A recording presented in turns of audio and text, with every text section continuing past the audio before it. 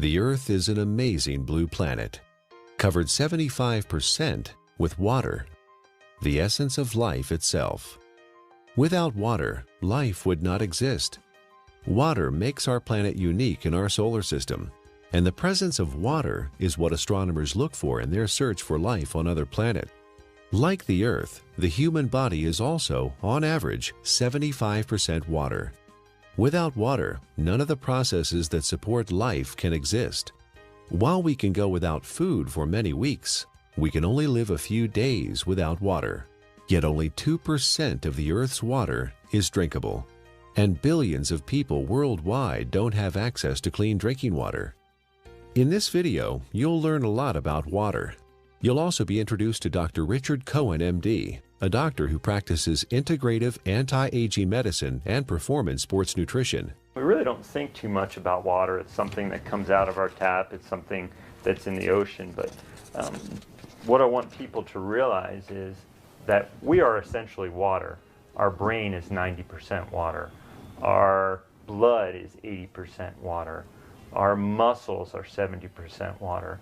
So without water, our bodies cease to exist.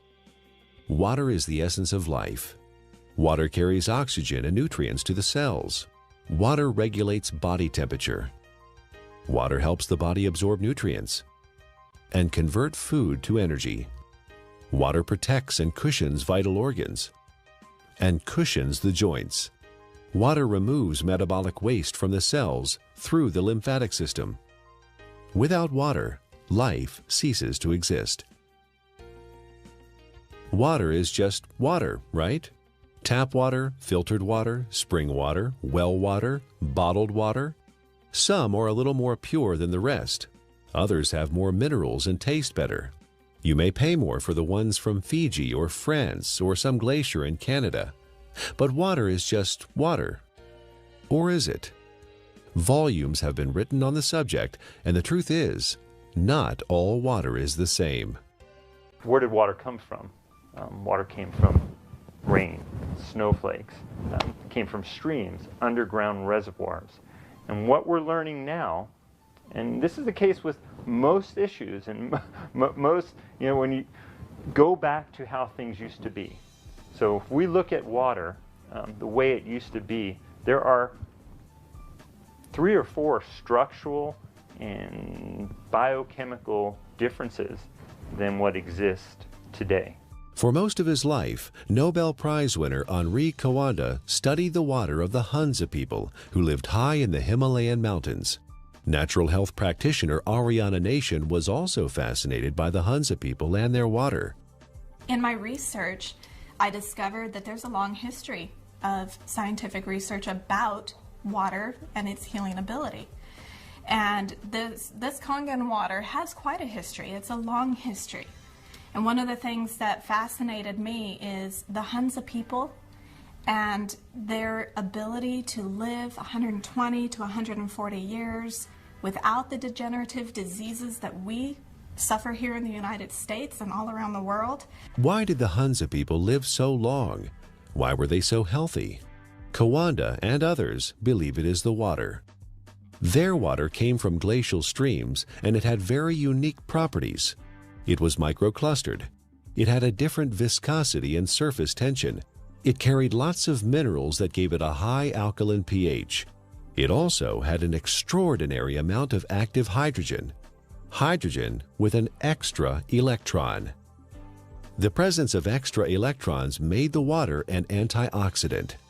All these properties combined contributed to the health and longevity of the Hunza people. Water similar to that of the Hunza people are found in other places around the world. The Caucasus Mountains of Azerbaijan, the Xinjiang region of China, and the Andes Mountains are just a few. In research, the Russians and the French and a lot of people have researched this. They found that it's their source of water. And it's from the glaciers that surround the mountainous region where they live. The common denominator with all these different cultures that have this vibrancy is their source of water and the properties that that water consists of. When we look at natural water, there are 4 or 5 different properties that are critical. So while adding a mineral buffer to filtered water is certainly more beneficial to get some of these mineral salts into our body, it still doesn't create that same process of having these free electrons, to having the negative ORP. Still does not create a microclustered state. Okay, and those three in and of itself, even if you're filtered, you're losing those benefits, or you're not gaining the benefits of what's seen with natural water. So while it's a small step to take, beneficial, as opposed to drinking acidic water, it's not providing the same benefits. Is the tap water we drink today anything like the glacial milk that the Hunza people drink? Not even close. It has lost most of its living energy properties as it has traveled through our municipal water system. It is free of pathogens most of the time, but now carries chlorine, fluoride, and chlorine byproducts. It is sometimes contaminated with radium, rocket fuel, and pharmaceuticals like birth control pills. If your pipes are old, your water may be contaminated with lead or other heavy metals. And if the water where you live is acidic, water treatment plants add lye or ammonia to make it neutral. Not exactly glacier milk, is it? Where going back to the natural state of water is essential and critical for health.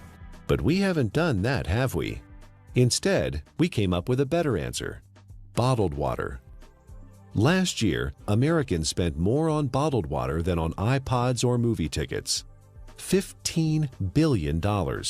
Every year, we pitch 38 billion water bottles into landfills. Over $1 billion worth of plastic. Only 9% of plastic water bottles are recycled. 91% become litter or landfill. A large percentage of this trash finds its way to the oceans, where it ends up part of a floating island in the Pacific, twice the size of Texas. But you do understand chemicals and toxins in your water are not healthy. And we do understand that having a plastic dump the size of Texas floating around in the Pacific Ocean and now is broken down into micro little plastics and getting into fish and other animals is not a good thing. The environmental cost of bottled water is not just the trash it generates. It requires 2 liters of oil to make a 1-liter plastic bottle and transport it to the consumer. Spending thousands of dollars to ship water from Fiji to drink in the United States, and the energy that requires to do that is ludicrous. More than 1 million bottles a day of Fiji water, untouched by human hands, is produced in a country 6,700 miles away from California and transported halfway around the world for our consumption. At the same time, more than 50% of the people in Fiji don't have access to safe drinking water. Oh, by the way, you might want to know that by the time Fiji water gets to you, it is only slightly alkaline and has a positive ORP. It's not Fiji water anymore. Is bottled water any better than tap water? Given what it costs, it should be, but it's not. In fact, a significant percentage has more contaminants than are allowed in tap water. Most of it is purified municipal tap water that has been cleaned up through reverse osmosis, which not only removes chlorine and other contaminants, but strips the water of all minerals. Reverse osmosis also wastes 4 to 10 gallons of water for every gallon produced. In Japan, RO water is known as dead water. Nearly all bottled water we tested came out as acidic. Even spring water that should be alkaline came out acidic. Even worse is that all bottled water we tested had a highly positive ORP, or oxidation reduction potential. Water that has a negative electrical charge, like the natural ancestral waters, is best. Bottled water may be clean, but it does not have the life-giving properties of natural water. Finally, there's the cost factor. It's hard to believe, but if you consume the amount of water you should every day from bottled water, you'd spend over $2,000 per year. Over 15 years, the lifespan of the best water ionizer on the market. That adds up to a lot of money. If the water we used at home cost what even cheap bottled water cost, our monthly water bills would run $9,000. $15 billion per year is spent on bottled water in the U.S. and over $1 billion worth of plastic ends up as trash. Is there a way to save the earth and save money at the same time?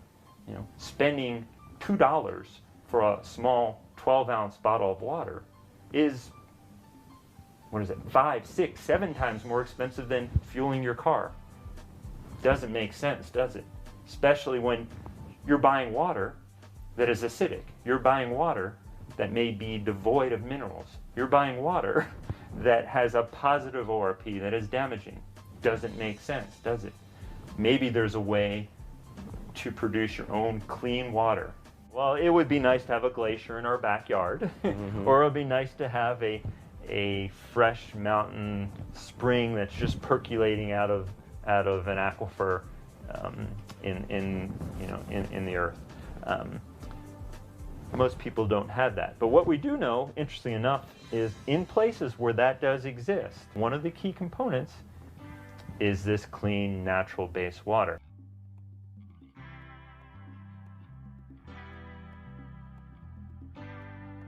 If you care about the earth and your pocketbook and are currently drinking purified bottled tap water, get a carbon filter for your faucet and use a safe, reusable water bottle. However, if you want to improve your health, drinking ionized alkaline Kangen water is a better choice. Like natural ancestral waters, it is microclustered, contains alkaline minerals, and has a negative ORP, making it an antioxidant, and it costs a little more than $1 a day for unlimited amounts.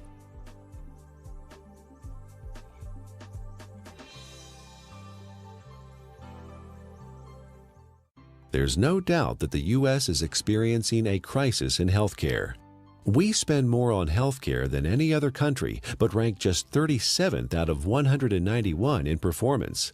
For the first time in the last 200 years, U.S. life expectancy is expected to decline, not increase. You die earlier and spend more time disabled if you're in America than in most other advanced countries. According to the Centers for Disease Control, over 60 million people in the U.S. are obese. That's 34% of the population. 50 million people have high blood pressure. 13.5 million people have coronary heart disease, with 1.5 million suffering heart attacks every year. 16 million people have type 2 diabetes. 41 million are pre-diabetic. 95,000 people are diagnosed with colon cancer each year. The solution? A pill for every ill and an ill for every pill. The pharmaceutical industry is a $680 billion giant, and our lifestyle keeps them in business. Eat, drink, and be merry, then call 911 for a surgeon. Fortunately, we are experiencing a paradigm shift, a sea change in how many people view their health, from treatment of symptoms to prevention and optimal wellness, from disease care to health care. Many experts in new medicine or new biology believe that dehydration and chronic acidosis are the underlying causes of many diseases. They believe we are chronically dehydrated on top of being overly acidic due to our modern diet and lifestyle. These two factors combined set the stage for the development of most, if not all, illness. Most people don't believe that dehydration is a problem because they drink fluids, coffee, tea, soda, etc. But chronic dehydration has no obvious symptoms. It's not like the man dying of thirst in the desert, and you can be chronically dehydrated even if you think you are consuming enough fluid. Adequate hydration is critical to how our body functions and heals itself, and water, pure water, is the natural way to stay hydrated. What we need to understand is what is water and what is not water. We as a civilization, or as a modern civilization or modern culture, have begun to think of water as tea, as soda, as milk, as energy drinks, as coffee. It has water or liquid substance to it, but it is not water. Okay? Even what comes out of our tap and what is in the bottled water. While structurally may be the water molecule, once we understand how water exists in its natural state before modern times, we'll realize that even that is not necessarily the water that our body evolved to exist on. How can one determine if they're drinking enough water is the question. First thing is, if you're thirsty, you're way behind. Okay, that's a clear point. Our thirst mechanism doesn't kick in until we're already slightly dehydrated. So if we wait till we get thirsty, then we are already beginning to become dehydrated and might experience symptoms like not thinking quite as clearly, or beginning to feel fatigued, or muscles may cramp up, may even start to feel hungry. And a lot of times hunger is really a sign of thirst. We are born 95% hydrated. As we grow up, we lose a little more water every year. When we reach middle age, we're about 70% water. In our 60s, maybe 60 to 65%. A steady decline until death when we are just 50% water. There are several signs of chronic dehydration that arise when the body enters survival mode and begins to preserve water for the most vital functions. There are 5 distinct conditions related to chronic dehydration where the body begins to ration water: asthma, allergies, hypertension, constipation, and type 2 diabetes. Symptoms include exhaustion, lack of energy, headaches, skin problems, obesity, and joint pain. Finally, and perhaps most importantly, the acid-alkaline balance of the body is disrupted, leading to chronic low-grade acidosis and a host of modern diseases related to that condition. Don't wait until you're thirsty. Have a glass of ionized water. It's microclustered, alkaline, and contains active hydrogen and bicarbonate buffers. Critical is first thing in the morning, wake up and have a big glass of water. Make sure you drink a big glass of water through the day and see how you feel. It's sometimes incredible, and the effects can be very dramatic because people have never really had clean, natural water.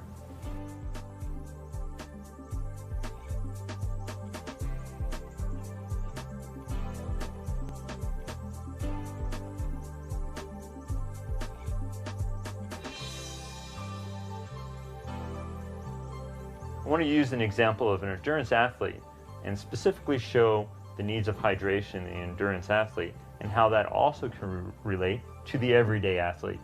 The person who's mowing their lawn and taking care of their kids, who is working, going to the gym, the weekend warrior, and how critical hydration is. We know that an athlete who is 1% dehydrated could have a 3% reduction in performance. Now, well, that doesn't sound like a lot.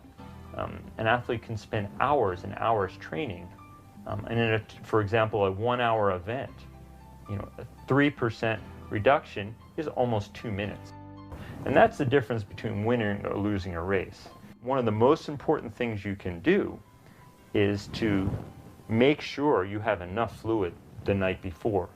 You cannot catch up the same day. When you're dehydrated, you build up lactic acid and you don't clear it. When you're dehydrated, the muscles don't receive the nutrients as effectively. When you're dehydrated, the cells, as we've talked about, don't communicate well with one another. When you're dehydrated, the oxygen carrying capacity of the blood diminishes. So you can see oxygen, energy production, neurological connections between cells are all critical to that endurance as well as the power athlete. Taking that example of the endurance athlete to the everyday person, you can see how you can become fatigued. You can see how your thinking may not be quite as sharp as it needs to be. You can see how hunger could play a role, or you begin to yawn, or your muscles are a little bit tight from sitting in the same place throughout the day. Hydration is critical. It's critical to the athletic endurance performer. It's critical to the everyday endurance athlete who wants to make it from the morning to the night as effectively and efficiently as they possibly can. Alkaline ionized water is a great choice for hydration for competition athletes, recreational athletes, and everyday people because it is microclustered, and the free hydrogen and bicarbonates help neutralize acid buildup and toxins.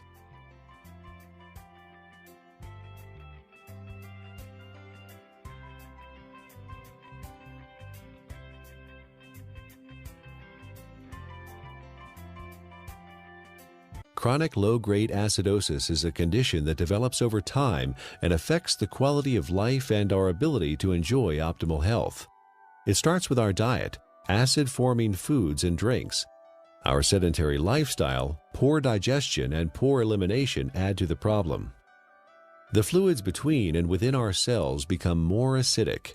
To maintain balance, the body mobilizes buffers, minerals, and hydroxyl ions from the bones and other tissues. This, in turn, leads to osteoporosis, and the overall process results in poor health, chronic illness, arthritis, and sluggish lymph system. An acidic condition for the body is very unhealthy. When the body is chronically acidic, illnesses can develop. Think of your cells like a fish in a bowl of water. When the fish are sick, what do? Do you give them a pill? Of course not. That would not solve the problem at all. They would still be sick.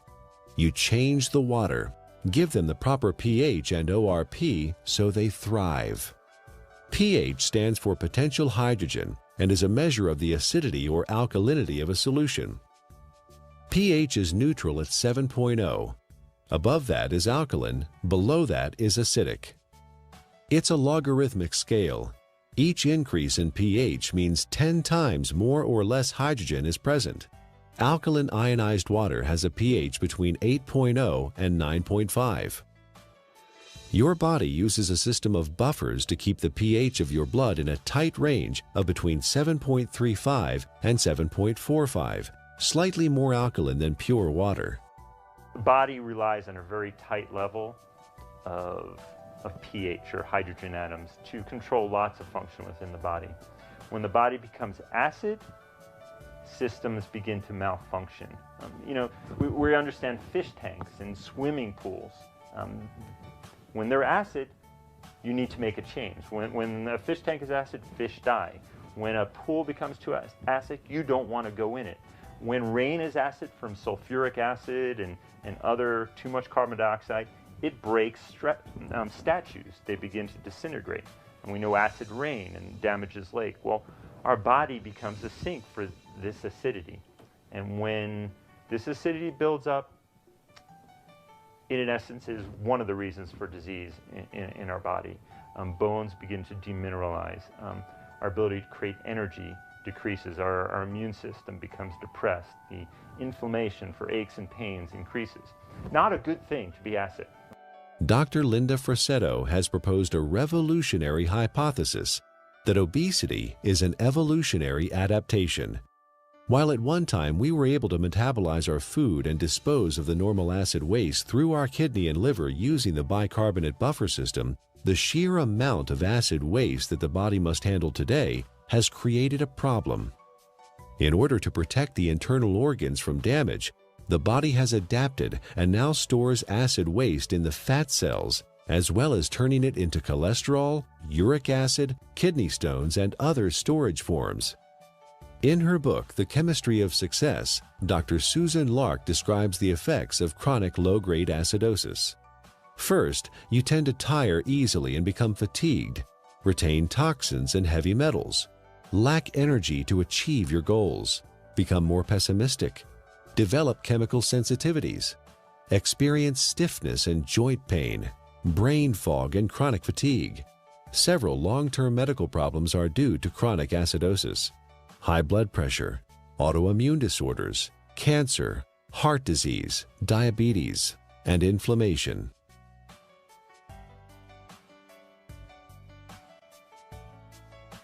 "80% of the foods we consume leave behind acid waste that the body has to deal with.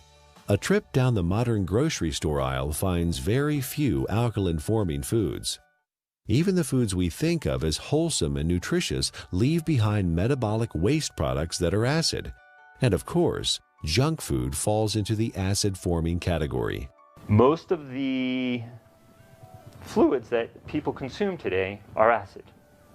Sodas contain citric acid, energy drinks, phosphoric acid, and caffeinated beverages, and coffee, and many different commercial teas. Sugar, acid. Tap water, acid. Not a good thing for our system. Natural water is alkaline. Fruits, vegetables are alkaline. Stress-reducing activities are alkaline. So you see the link here.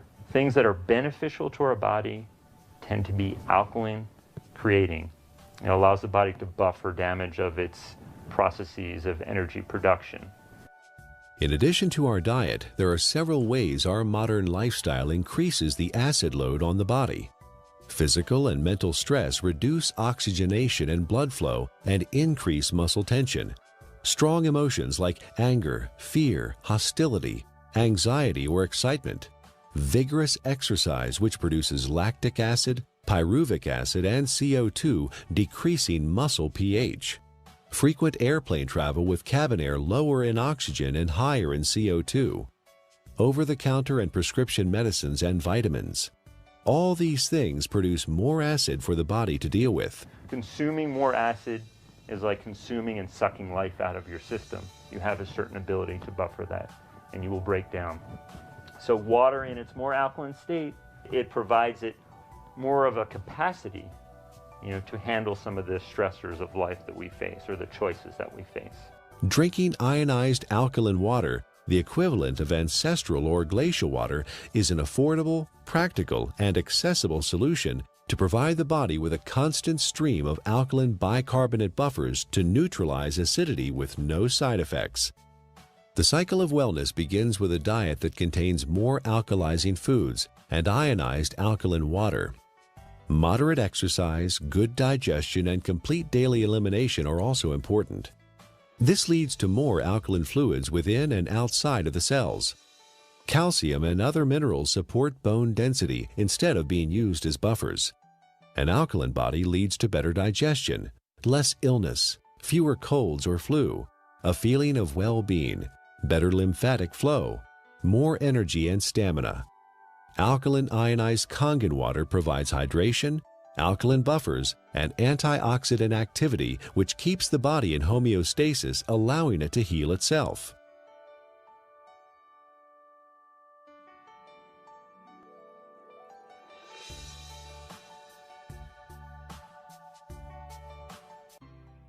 Japanese scientists investigated the Russian research about Hunza water and found that electrolysis could be used to create living water with properties similar to Hunza water. This is now known as functional water, micro water, ionized water, or Kangen water. Kangen is a Japanese word that means return to origin, or in chemistry, reduced, having an extra electron. In the U.S., Kangen water is the trademark of Enagic USA, who market top-of-the-line water ionizers. Anyone with an ion water generator can make Kangen water from tap water. Water is first filtered, then exposed to an electrical charge in the electrolysis chamber of the generator. Alkaline ionized water is called living water. It is similar in atomic structure to the waters that the people of Hunza drink directly from glacial streams in the high Himalayas. It is fresh, invigorating, life-enhancing, free radical scavenging, and delicious. Full-scale development of water ionizers started in 1954, fueled by research at several agricultural universities on the effects of ionic water, especially acid water, on plants. Experiments on the human body followed, conducted by Japanese doctors and other scientists around the world. In Japan, hospitals and clinics have used purified, electrically restructured, ionized alkaline water for over 30 years to treat a number of disease conditions. Following efforts by Japanese medical doctors and agricultural doctors, the water ionizer was approved for medical therapeutics by the Japanese Ministry of Health and Rehabilitation in January 1966. Well, we don't have a glacier. We don't typically have, fresh streaming water. One way to do it, and this has been studied by the Japanese, is a process called ionization. It's actually running some electricity through the water, and it breaks the filtered water into some of the natural properties. It provides the microclustering. It increases the alkalinity. It provides a high ORP, or these free electron states, to the water. So in a lot of ways, we're getting some of the similar properties to natural base water. It even changes the molecular structure. We can see a more health-giving pattern when looked under an electron microscope. So ionization is an option and a choice for many people if you don't have a glacier. So the Russians discovered the property of the water, all these properties, and they developed an electrolysis system. They found a way to actually separate the water and get these properties. And the Japanese improved upon this process and improved upon it, and have come up with the best ionizer available now. And I really do appreciate the work that the Japanese have put into it because of the diligence and the care that these ionizers are made with. Numerous peer-reviewed scientific studies have been performed in well-respected universities and hospitals around the world, which show the benefit of alkaline ionized water. Some of those benefits are weight loss, releasing toxins and stored body fat, normalize blood sugar, support healthy colon function, resolve urinary tract infections, relieve asthma and chronic respiratory conditions, stop abnormal gut fermentation, reduce proliferation of candida, fungus, and undesirable microforms, reduce chronic pain, improve wound healing with oxidizing acidic ion water. The most important thing, we don't want to drink water that has pollutants, and that could be harmful to our system. So when we're drinking water, it would be nice to know that what you're drinking is clean. The first step to creating alkaline ionized water is to have clean source water. Enagic's Kangen water generators use an activated carbon filter that removes chlorine, volatile organic chemicals, pesticides, herbicides, benzene, trihalomethane compounds, radon, solvents, and many other man-made chemicals found in tap water. Ionized water is pure or virgin water. Everything water has been exposed to leaves an electromagnetic frequency signature or imprint. Ionized water is virgin water because the EMF have been reset. There are 4 very specific properties to these healing waters that are found in these mountainous regions that are flowing from the glaciers. And there's been a lot of research on this. The Russians discovered it, and they discovered a way to make it.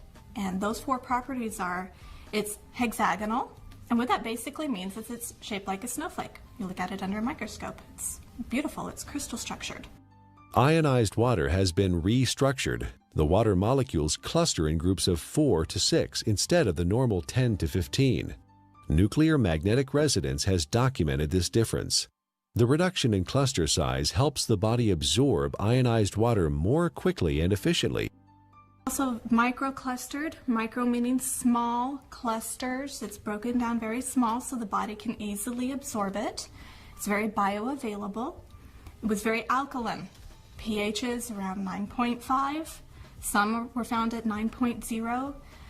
So it really helped the body as far as not adding acid waste to the body and helping to keep the body very alkaline.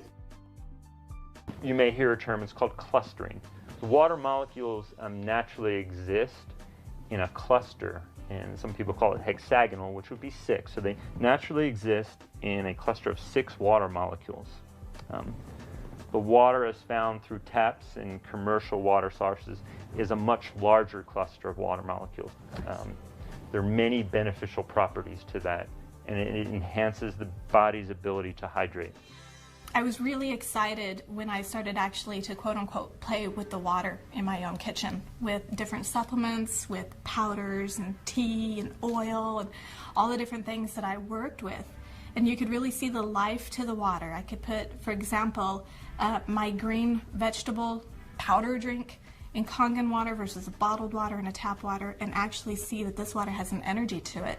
In fact, it will stir itself and become very, very absorbable, and you can watch that happen within the water.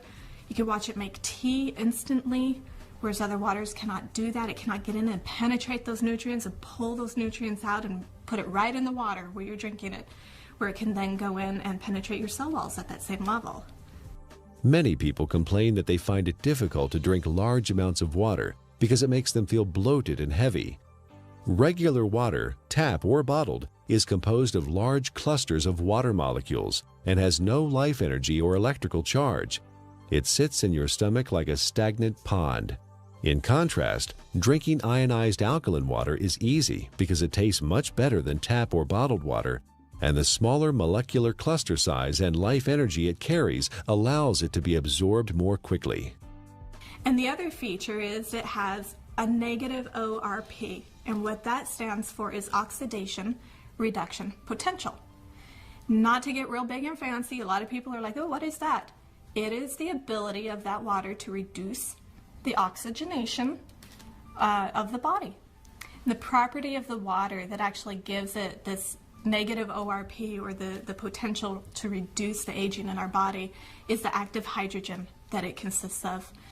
ORP, also known as redox potential or oxidation reduction potential, measures the tendency of a molecule to gain or lose electrons. It is measured in millivolts. When a substance has an electron to donate, it measures with a negative charge. When a substance loses an electron and is positively charged, the ORP is plus. Negatively charged substances act as an antioxidant. Positively charged substances act as oxidation enhancers. What we have learned to understand is this water in its energetic state has an abundance of free electrons. Okay? The Earth is loaded with free electrons, and where that comes from is lightning strikes. Okay? So we have all this energy potential in the Earth that's imparted to the water. And when we consume the water, you're basically consuming a antioxidant. We know vitamin C, vitamin E, all these particular nutrients that you may take. In its natural state, water has a similar or even perhaps more powerful ability to quench out free radicals or inflammatory processes that may occur from natural processes within our body to create energy, to fight infections, as well as to quench out some of the destructive things that we may do in our modern life, from pharmaceutical agents, cigarettes, alcohol, over-exercising, stress. Water can help buffer that in its natural state. Like natural ancestral water, ionized water holds a measurable negative electrical charge. This is what gives the water vitality or life energy. Almost all other drinking water available to us has a positive charge, which means they are oxidizing agents. Only negatively charged water can efficiently flush out toxins and poisons in the body at the cellular level and neutralize free radicals. A free radical is a molecule of oxygen that has lost an electron and is positively charged. It is also known as active oxygen. This active oxygen is hunting for a replacement electron from somewhere else in the body. Active oxygen damages the cell membrane and even DNA. Antioxidants produced by the body and from our food provide free electrons to stabilize active oxygen-free radicals. Ionized water is one of the most powerful antioxidants known.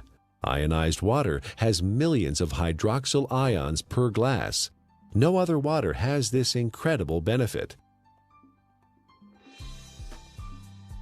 Acid alkaline is the amount of hydrogen that's present. When there is tremendous amounts or a large amount of hydrogen, a system is termed acid. The pH is considered low. When there is lesser amounts of hydrogen, it's alkaline. The second component of water in its natural state, as we just spoke about, was having natural minerals. Okay?